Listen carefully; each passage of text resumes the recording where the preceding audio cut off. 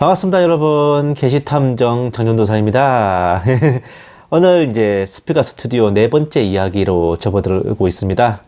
오늘 제목은 이제 전쟁은 뉴월드에 속한 것이니 라는 제목인데, 여러분 아마 이 찬송 들어보신 적 있을지 모르겠어요. 세상의 유혹 시험이 내게 몰려올 때 나의 힘으론 그것들 모두 이길 수 없네.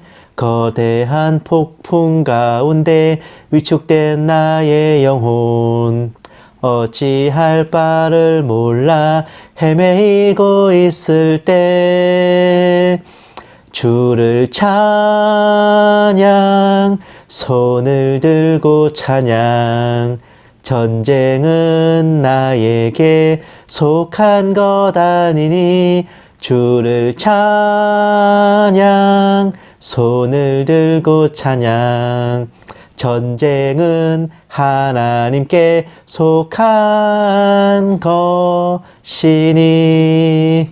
와, 이 찬양 많이 들어보셨을 거예요. 본 게시탐정이 정말 좋아하는 찬송이에요. 전쟁은 하나님께 속한 것이라는 이 역사의 진리를 노래 한 곡으로 깨우쳐주는 은혜로운 찬양이지. 아무리 아담을 미혹한 이래로 세상의 소유권이 사탄에게 넘겨졌다 해도 이 천지만물 모든 것을 주관하시고 다스리시는 하나님의 주권이 시퍼렇게 살아있는데 하나님의 허락하심이 없이 참새 한 마리도 떨어지지 않을 것은 자명한 일입니다. 하물며 역사의 거대한 흐름인 전쟁이 하나님께 속했음은 두말할 나위 없는 원리입지요. 그런데 보다 보면요, 전쟁이 하나님께 속한 것이 아니라 뉴월드께 속한 것이라고 말하는 닌겐들이 들어 있습니다.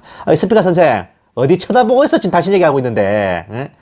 오늘 제목도 스피커 스튜디오 4부인데 설마 타이틀 히로인인 끄레를 수 말고 그 엄한 외간 여자 얘기하고 있을까봐? 타이틀 히로인이란 제목에 이름이 나오는 여주인공입니다. 뭐 빨간머리 N처럼요.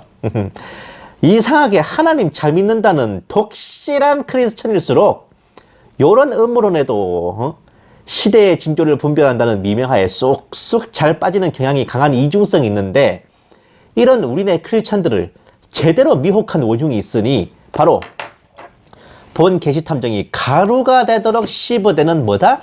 그림자 정부입니다. 아예 대놓고 이 책 초입부터요, 한국전쟁의 기막힌 내막 한 70페이지부터 나와요.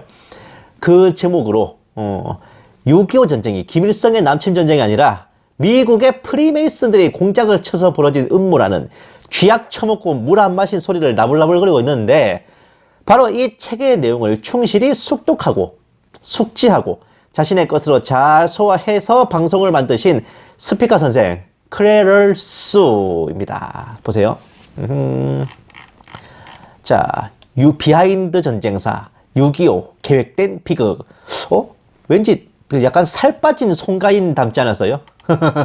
느낌적인 느낌이. 깊이 연구해 본 것 같지는 않고 그림자 정부 책을 매우 잘 따라 읽었던데, 제가 이거 나중에 말미에 설명드릴 거예요. 대충 요약해 보자면 이렇습니다. 세계 역사는 비밀 결사대가 조종한다. 6.25 전쟁은 미국 재벌과 군산복합체의 음모다. 미국 외교협회 CFR의 음모로 6.25 전쟁이 일어났다. CFR이요, C8이요. 어떤 배후에는 제수이트가 있다. 임진왜란도 제수이트의 음모로 일어났다. 와, 몇 년 전이고 이거. 6.25 전쟁은 자본주의 공산주의 간의 우발적 비극이 아니라 계획된 음모다. 거의 이런 골자로 진행되는데, 특히 대표적인 근거로 드는 게 이래요. 미국의 군수 지원이 미비하여 국군의 전력이 피폐했다. 에치슨 라인으로 북한의 침공을 유도했다. 남침 정보를 고의로 차단했다. 소련이 일부러 유엔군 참전에 거부권을 행사하지 않았다. 태평양 전쟁의 잔여 군수 물자를 처분하기 위한 전쟁이었다.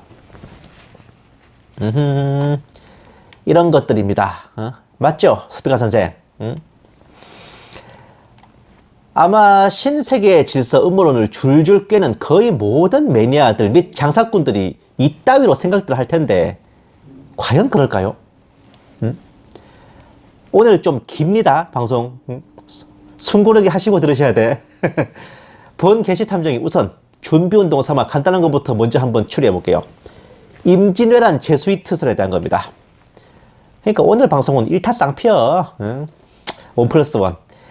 조선을 침략한 일본군 옆에는 항상 십자가 깃발이 휘날리고 로만 칼라라 불리는 검은색 제복을 착용한 로마 카톨릭 사제들이 그 뒤를 따랐고 조선인을 잔혹하게 살육한 자들의 고해 성사를 받아주고 성수를 뿌리며 침략의 행렬에 가담했다라며 한바탕의 스페이스 오페라를 쓰고 계신데 소설 좀 작작 쳐보시기 바랍니다. 진짜. 임진왜란이 개전한 해가 1592년 이후 이미 1587년에 도요토미 히데요시에 의해서 선교사 추방령, 금교령이 내려졌습니다.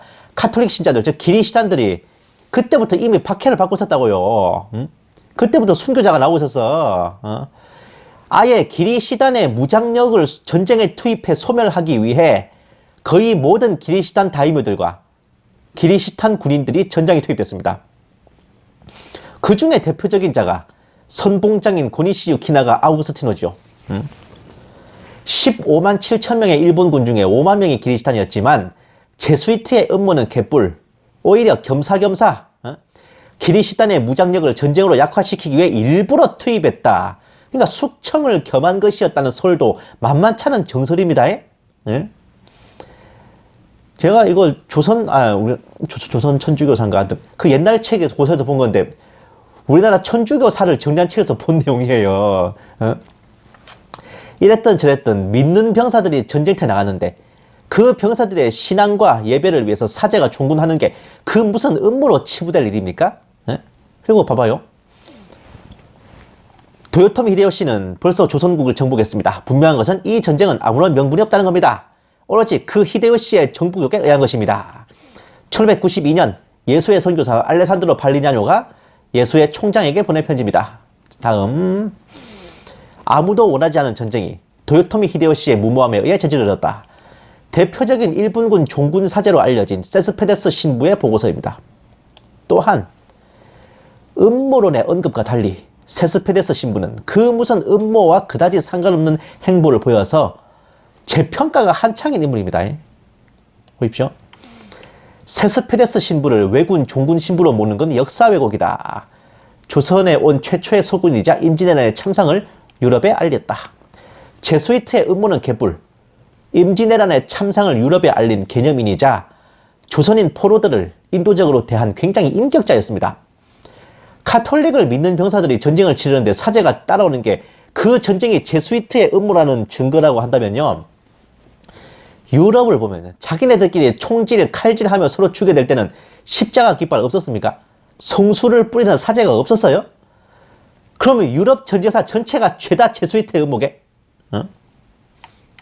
그리고 임진왜란에 제수이트를 끌어다 붙이는 것 자체가 명명백백한 역사의 죄리자, 만고의 범죄자 도요토미 히데요시의 범행을 실드 쳐주는 개소리임을 알아두시기 바랍니다.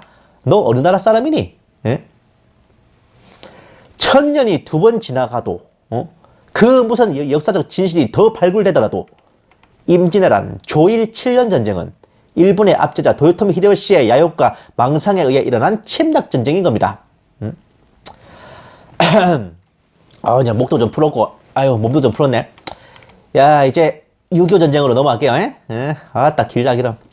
한국 전쟁이 공산주의와 자본주의 이념 사이에서 우발적으로 일어난 비극. 저는 이 표현도 참 족같은데, 무엇이 우발적으로 일어나? 작정하고 쳐들어온 거지. 아무튼, 이런 비극이 아니라 막강한 엘리트 세력에 의해 계획된 전쟁이었다는 증거들을 하나씩 확인해 보겠습니다. 라고 하셨지. 어디 얼마나 대단한 증거인가 봅시다. 예? 첫째, 미국이 한반도에 대한 군수 지원을 의도적으로 회피했다. 회피엔딩. 미안합니다. 이로 인해 북괴군은 근 20만 명이, 정확하게 말하면 19만 8천 명, 20만 명에 달하는 강력한 군대와 소련으로부터 탱크와 대포, 항공기 등을 공급받아 막강한 전력을 갖췄고, 국군은 겨우 10만 명이 될까 말까 하는 빈약한 군대에 무기도 피폐해졌다고 하면서 미국이 북한으로 하여금 남한을 침공하도록 유도한 거 아니냐라고 하는데, 요거는 대표적인 결과론의 오류에, 즉 결과론이라는 게 뭐냐, 우리는 이미 6.25 전쟁의 발발과 그 이후 일어난 일들에 대해 알고 있잖아요. 그러니까 거꾸로 역순으로 계산해서 보는 거라고. 헌데 역사를 공부할 때 절대 빠져서는 안 되는 게 바로 결과론의 함정입니다. 정말 객관적으로 보려면 그 결정을 내렸던 그 당시 상황과 인식을 기준으로 봐야 된다 이겁니다. 과연 미국으로 하여금 국군에 대한 군수 지원을 주저하게 만든 이유가 북한의 남침을 유도하기 위해서였을까요? 남침 유도는 개뿔이고, 미국이 정말 우려하던 것은 국군의 북진으로 인해 전쟁이 일어나는 거였습니다. 보세요. 1949년 여름 이승만 대통령의 담화문입니다. 우리는 무력으로 조국을 통일할 모든 준비가 되어 있다. 무기와 총탄만이 모자란다. 그러니까 무기를 주면 처부수겠다 그거지. 북한의 대부분의 인민군은 폭동을 일으켜 우리와 합수하여 공산당들을 몰아낼 만반의 준비가 되어 있다. 이거 무슨 근거로 한 말인데 이거. 아휴. 그 이유는 다만 그들이 궐기한 후에 궁극적으로 목적을 달성하기 위해 필요한 무기와 탄환을 확보하지 못하고 있기 때문이다. 그러니까 우리한테 무기만 주면 바로 북진할 거임, 그 말입니다 이게. 자, 다음. 우리 충용무쌍한 국군은 세계 으뜸인 미국의 현대 무기로 장비한 우수한 군대이다. 훈련도 잘 되고 사기도 높다. 강제 모집된 문맹자 집단 같은 인민군과 비할 바가 아니다. 만약 인민군이 도발해 오면 우리 국군은 이를 일거에 격파하고 북진 통일의 박성업이 아니라 그냥 성업을 완수할 것이다. 당시 군 참모총장이 아니고 이때는 총참모장입니다. 군 총참모장 최병덕 장군의 담화문입니다. 스피커 선생은 전쟁이 일어나면 국군은 개성에서 아침을 먹고 평양에서 점심을 먹고 신의주에서 저녁을 먹는다라는 국방장관 신성모의 명언을 못 들어봤습니까? 그거 얼마나 유명한 말인데 그게. 당시 정부는요, 북한의 남침을 방어하는 것보다는 하루빨리 북진에서 통일하겠다는 의지로 꽉 차 있었습니다. 일선 장교들도 방어 전술을 가르치는 미군 고문관들에게 반발했다니까, 공격 전술을 가르쳐달라고 쫄랐다니까요. 아니 우리가 북진을 해야 되는데 왜 방어 전술을 가르치냐?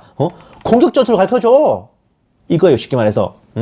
아예 전방 38선 일대에 배치된 사단들이 방어 대형이 아니라 공격 대형으로 배치되어 있다가 기습 남침으로 패퇴하게 됐습니다.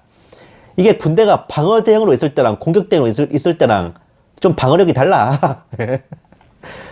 방어 대형으로 돼 있어야 수비가 제대로 되는데, 공격 대형으로 배치되어 있다가 기습을 맞았으니까 어떻게? 그러기도 했으니,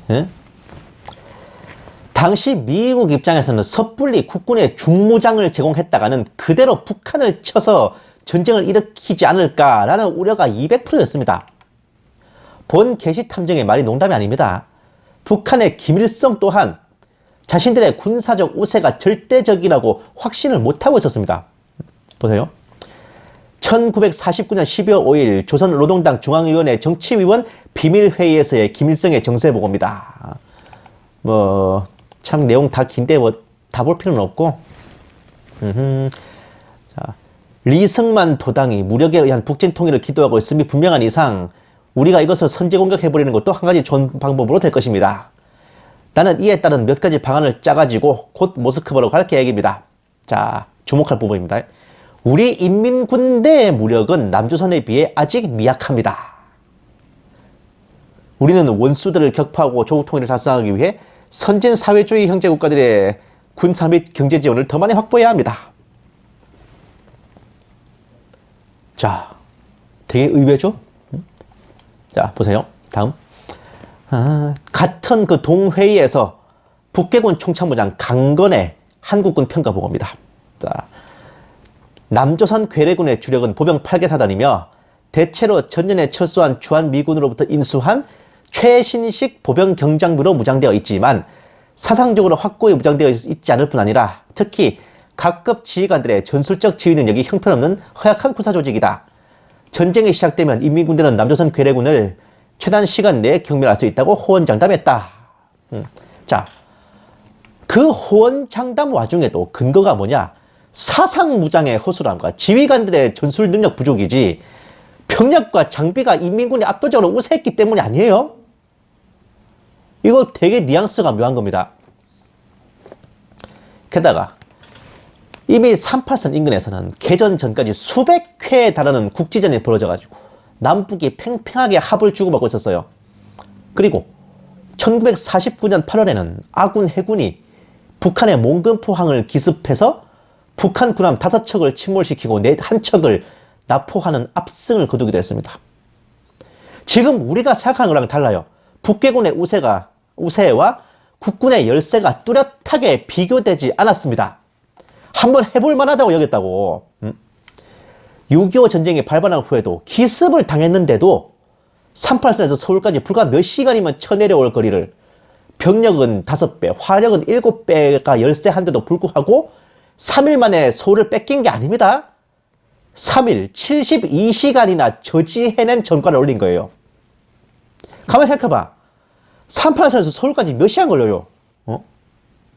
지금 차 끌고 왔다 갔다 하면은 1시간, 2시간 채 안 걸려.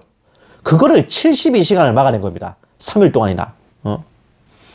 서울에서도 탱크를 앞세운 북괴군을 맞아서 정말 필살적인 시간전을 벌이면서 의외로 안 물러서고 맞섰던 거예요, 국군이. 서울이 함락되고 국군이 제대로 패퇴한 것은 바로 한강교 폭파 때문입니다. 정말 섣부른 그 한강교 폭파로 인해서 대부분의 병력과 장비들이 한강 이북에서 전투를 벌이고 있다가 고립돼 버렸지. 그렇게 북괴군에 섬멸되거나 노획되는 바람에 양군의 전력차가 제대로 벌어진 겁니다. 그래서 우리나라가 멸망의 위기에 놓이게 된 거지. 뭐 미아리 이런 데서 막 서울로 쳐들어온 북괴군과 다이다이 뜨고 있을 때만 해도 그렇게 밀리지 않는 상황이었단 말입니다. 본 게시탐정은 이런 이유로 이승만 정부의 6.25 전쟁 지휘에 대해서는 엄청나게 저는 혹평합니다. 그건 탄핵당해도 할 말 없어. 자, 다음. 미 국무장관 에치슨의 극동 방어선 발표가 남침을 유도했다. 이른바 에치슨 라인 유명하죠. 이 한마디로 인해 에치슨은 그야말로 우리나라 국민들에게 만고의 역적이 됐는데 미국의 극동 방어선에서 한국을 제외한다는 이 청천벽력 같은 선언으로 인해 북한의 남침을 유도했다는 근거로 잘 이용되기도 했습니다. 헌데 과연 에치슨 라인이라는 게 미국이 한국에 대한 방어 의지가 없음을 보여주는 인증샷이었을까요? 보세요. 에치슨 라인을 도식화한 모습입니다. 알류샨 열도, 일본, 필리핀을 방어선에 포함시키고 한국과 대만을 제외하고 있죠. 이 모습만 보면은 네가 봐도 내가 봐도 누가 봐도 미국은 한국을 지켜줄 의지가 없다는 모습인데 저 라인에 포함된 곳들의 공통점이 무엇일게인가 하니 자 보세요. 필리핀은 태평양 전쟁 때문에 기존의 군대 조직이 개발사에 났잖아요. 당장 미군이 주둔해서 안 지켜주면은 한 큐에 날아갈 판입니다. 일본도 마찬가지. 태평양 전쟁으로 또 패전한 뒤에 미군에 의해서 기존 일본군이 모조리 무장 해제를 당하고 해체돼 버렸습니다. 군대 자체가 진짜로 한 명도 없었어, 일본에. 완전 비무장 상태. 그리고 알류샨 열도는 나라도 아니고 그냥 미국 영토인 섬입니다. 그러니까 미군이 당연히 지켜야지. 그러니 에치슨 라인에 포함된 나라들은 미국이 다이렉트로 직접 주둔해서 지켜주지 않으면 국방 자체가 아예 불가능한 그런 나라들인 거예요.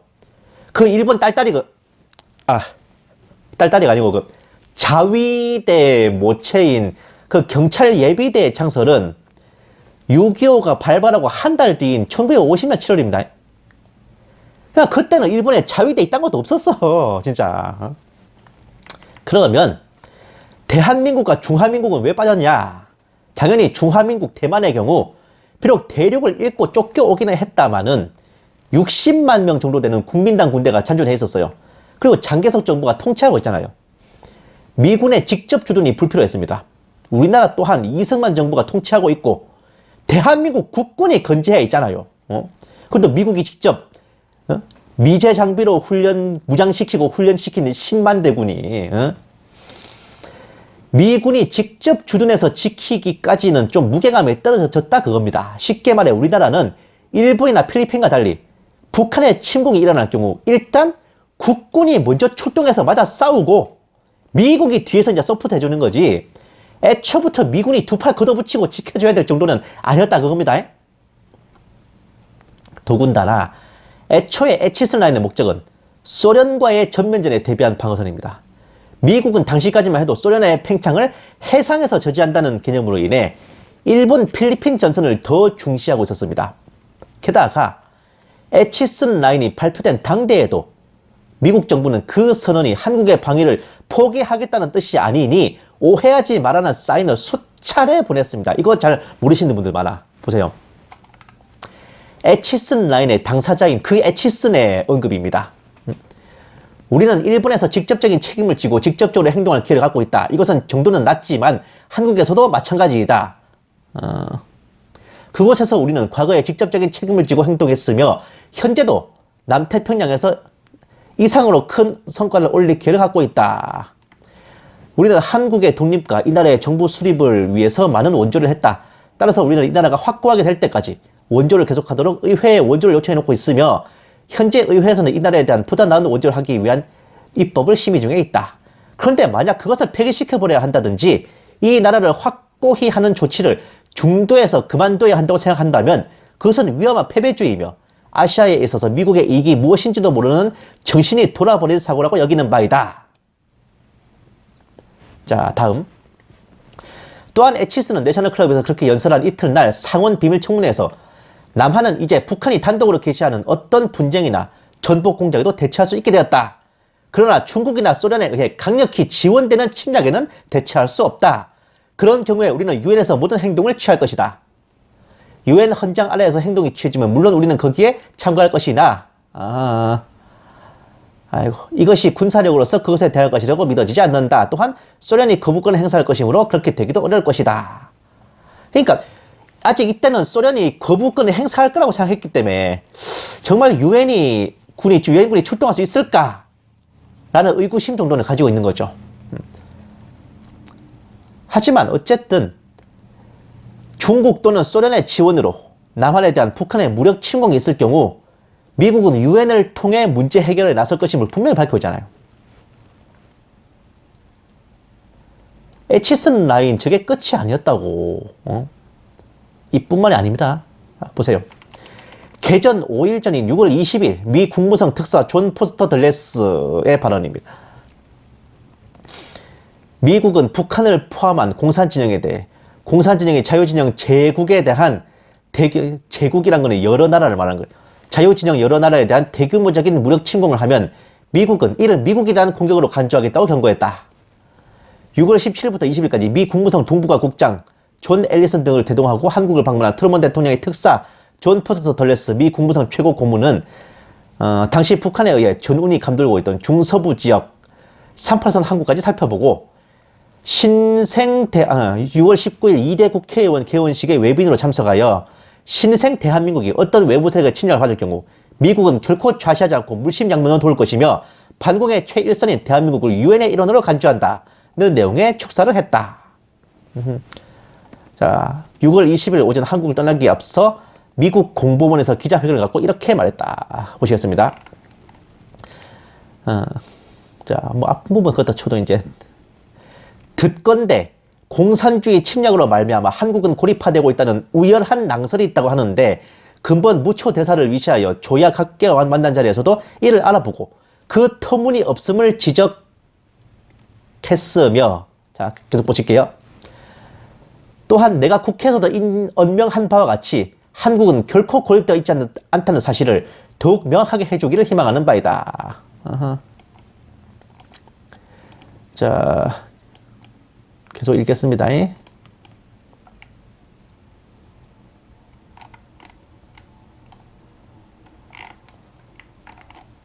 어디 보자. 미국은 한국과 대만을 포기할는지도 모른다는 설이 나돌고 있는데 한국을 포기하겠다고 말한 적이 없다. 그러한 것을 가정적으로 말할 필요는 없다고 본다. 자, 한국이 고립되고 있다는 낭설은 터무니없는 소리이며 미국은 한국을 포기하겠다고 결정한 적은 1도 없다고 하네요. 이 이상 무슨 인증샷을 더 보여줘야 됩니까? 이렇게까지 했는데도 끝내 지가 보고 싶은 것만 보고 듣고 싶은 말만 듣고서 눈깔이 삐어서 남침을 벌인 김일성이 진짜 개새끼라는 결론밖에 안 나오는데 스피커 선생의 생각은 어떻습니까? 와, 오늘 뎁다 길다 그죠 방송. 3번 남침 정보의 고의적 은폐와 차단. 이미 북괴군의 남침 지구가 식별되고 도처에서 첩보가 들어오고 있음에도 끝내 묵살하여 남침을 유도했다 하십니다만 이 또한 6.25 전쟁의 발발이라는 결말을 이미 아는 상태에서 생각하는 결과론에 지나지 않습니다. 물밀듯이 밀려오는 전선의 첩보를 일일이 검토하고 검증하는 게 쉽지도 않지만은 아와 어 소리 하나에 전쟁이라는 엄청난 결정을 내려야 되기에 일선의 정보 처리 담당자들은 엄청나게 신중한 검토를 필요로 해요. 미국은 이미 1941년에 일본군의 진주만 기습을 사전에 식별하고도 흘려넘기다가 한바탕 코피 쏟은 적이 있었는데 전쟁이 끝난 후에 군기가 빠졌는지 느슨해졌는지 또다시 그때와 같은 실수를 반복한 것뿐입니다. 음모론자들은 진주만 기습도 미국이 유도한 것이라고 한다마는 그냥 이 부분은 정보전의 실수였다고 보는 게 이치에 맞아요. 이런 말 하면 좀 그렇지만 스피커 선생은 본인이 접하는 일루미나티 음모론 첩보들에 대해서 그게 참인지 거짓인지 허와 실을 얼마나 분별하고 검토하고 계십니까? 정보 처리도 사람이 하는 일이라서 삐꾸가 나거나 실수가 보일 수 있는 건데 6.25 전쟁의 경우 그것이 매우 큰 비극을 불러온 것이라고 해야 되겠습니다. 더군다나 1950년 6월을 전후해서 북측에서는 어마어마한 평화 공세를 외치면서 군사적 긴장을 풀어놓으려는 작전을 시전하고 있었다는 것도 고려해야 할 점입니다. 4번 소련의 거부권 미행사입니다. 6.25 전쟁에 유엔군을 출동시킨다는 유엔 안전보장 이사회가 소집됐는데 상임이사국으로서 거부권을 행사할 수 있었던 소련이 거부권을 행사하지 않고 퇴장해버려서 유엔군이 파병될 수 있었던 것에 대해 무슨 공모와 결탁이 있었다는 음모론을 제기하십니다만 거기에는 다 그럴 만한 이유가 있습니다. 소련의 입장에서는 극동의 한반도 따위가 중요한 게 아니라 유럽 전선이 더 중요한 목표였습니다. 이걸 알고 있기에 미국이 그 전범국가 독일을 재무장시켜서 나토의 최전선에 세웠을 정도였잖아요. 게다가 대대로 육군 중심의 전력이라서 해상전의 쥐약이었던 소련 입장에서는 한반도를 적화시켜도 미국에 뭔가 타격을 줄 수는 없어. 괜시리 그랬다가 긴장 빤 미국이 유럽 전선의 전력을 대폭 증강한다면 오히려 마이너스가 되기 때문에 차라리 미국을 한반도 전쟁에 끌어들여서 정신을 파게 만들면 소련이 동유럽의 지배권을 강화하고 나토를 압박하는 데 도움이 되지 않을까라는 계산을 했던 겁니다. 소련의 거부권 미행사는 바로 이런 이유에서였지. 그 생각하시는 것처럼 일루미나티의 음모 때문이 아니었습니다. 응? 제가 위에서 범죄를 순서를 하나 빼먹었는데 5번 이게 총 6가지 제가 하나 빼먹었어요 중간에. 5번이 이거 미국이 의도적으로 중공 참전을 유도했다라는 설입니다.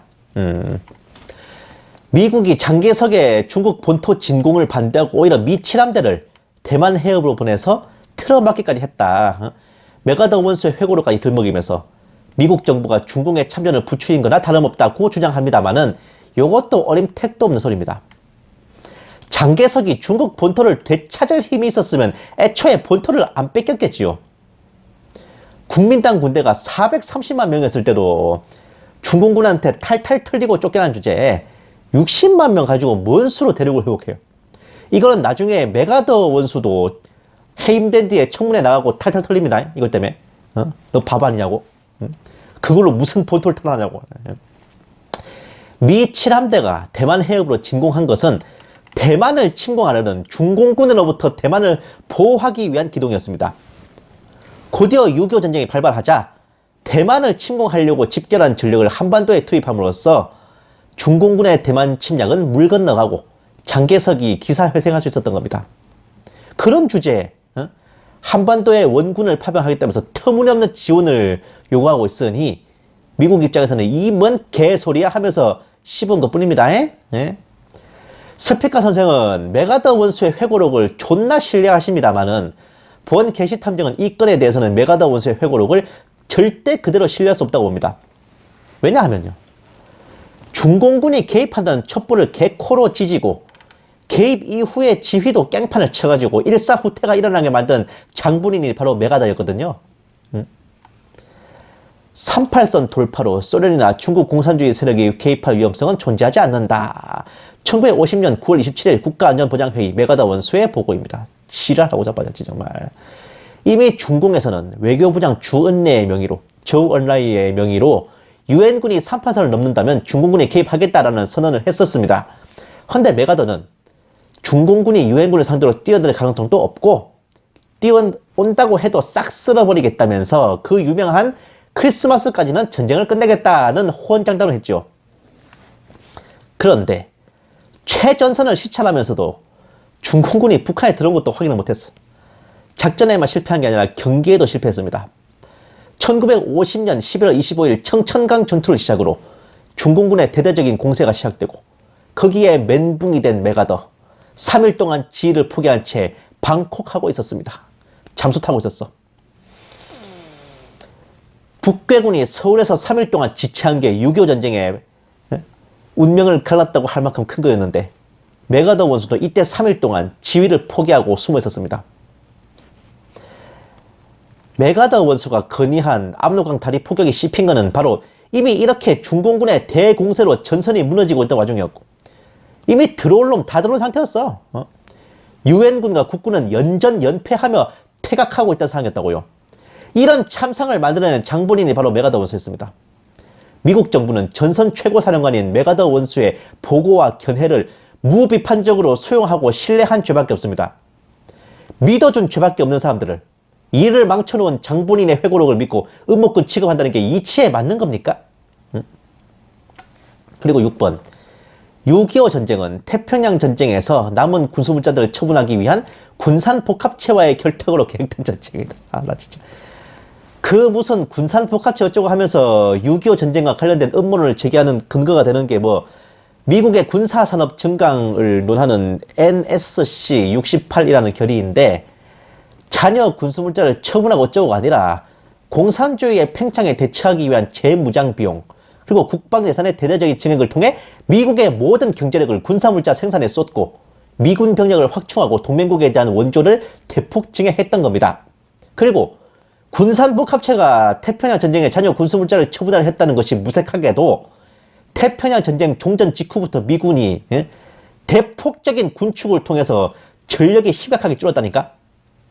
주일 미군만 해도 뭐 제대로 된 중장비 대전차 무기도 없었어요. 초전에 투입된 스미스 특수임무부대와 미 24사단이 질질 싸기도 했습니다. 그리고 아니 그렇게 태평양 전쟁에서 못 써먹어서 남아도는 물자가 있었으면 미 24사단하고 스미스 특임대에다 잔뜩 줘서 보냈지. 그거 쓰라고. 에이구 진짜. 애초에 군산복합체가 돈을 벌고 싶어 전쟁을 했으면 딸랑 3년 한 달 하고 끝냈을까? 아니 그보다도 본 게시탐정이 도무지 이해할 수 없는 것은요. 어째서 6.25 전쟁의 모든 책임이 CFR로 대표되는 일루미나티 음사력 아예 대놓고 미국으로 지목되고 있어요. 소련의 스탈린, 중공의 모택동, 북계의 김일성에 대한 책임은 아예 묻지도 않는 겁니까? 임진왜란의 책임도 도요토미 히데요시에게는 묻지 않고 그 무슨 제수이트에게 몰아붙이더니 6.25 전쟁도 김일성은 죄 없다 그겁니까? 본 게시탐정이 군 출신이자 6.25 전쟁사에 대해 적지 않은 연구를 해본 사람으로서 단언컨대 6.25 전쟁은 소련의 스탈린이 승인하고 중공의 모택동이 지원하여 북계의 김일성이 일으킨 남침 전쟁입니다. 제1전범은 김일성, 제2전범 즉 공범은 모택동과 스탈린으로 이미 모든 역사적 결론이 내려진 상황입니다. 되도 않은 음모론 따위를 꺼내들고 손바닥으로 하늘을 가려 하십니까?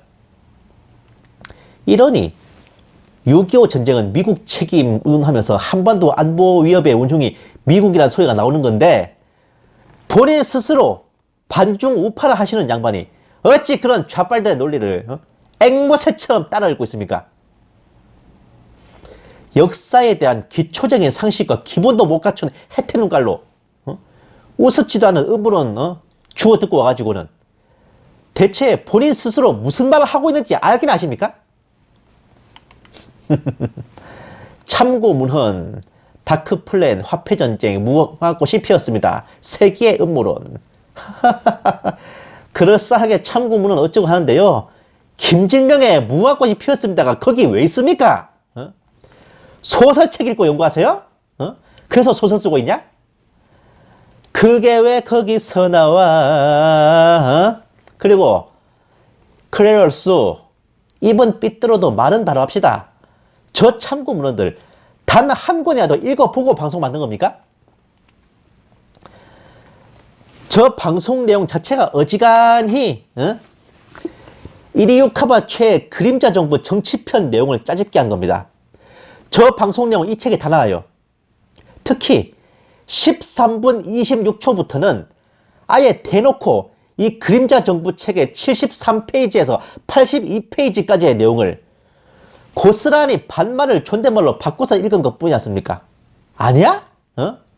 제가 맛배기를 하나만 보여드릴게요. UN 회원국도 아닌 중공을 본회의에 참석시켜야 한다는 엉뚱한 문제를 제기했고, 자, 이거 위에 거는 스피커 선생 멘트고 밑에 거는 그림자 정부 책 페이지를 제가 그대로 산 찍은 거예요. UN 회원국도 아닌 중공을 회의에 참석시켜야 한다는 엉뚱한 문제를 제기했고, 참 진짜 미치겠다. 왜 하필 중공에 따옴표가 들어가 있을까? 제기했고 뒤에는 쉼표가 들어가 있고, 뺏겨 쓰다 못해 아예 문장 부호까지 뺏겨 쓰는 걸 보니까 진짜 정직하신 건지 뻔뻔하신 건지, 남산 위에 저 소나무처럼 아예 낯짝에 철갑을 둘렀습니다. 그래?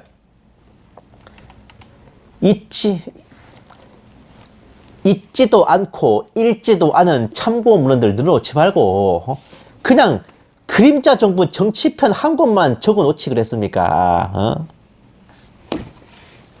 그렇게다가 앞에서는 뭐 메가더와 에치슨이 무슨 공모를 한 것처럼 얘기하시더니만 뒤에는 대뜸 메가더가 CFR의 음모를 회고록으로 뽀뽀를 하는 것처럼 얘기. 아니 방송은 한 명이 하는데 글은 몇 명에서 나눠 쓴 겁니까 도대체? 말이 논리가 안 맞잖아. 개연성도 안 맞고. 이거 일일이 다 DB 까면은 제가 이거 한 편만 가지고도 일주일치 방송분 될 것 같아 진짜. 대저 크레럴 수의 수준이 이렇습니다. 그리고 분명히 말씀드리는데 스피커 선생 스스로를 크리스천이라 하시면서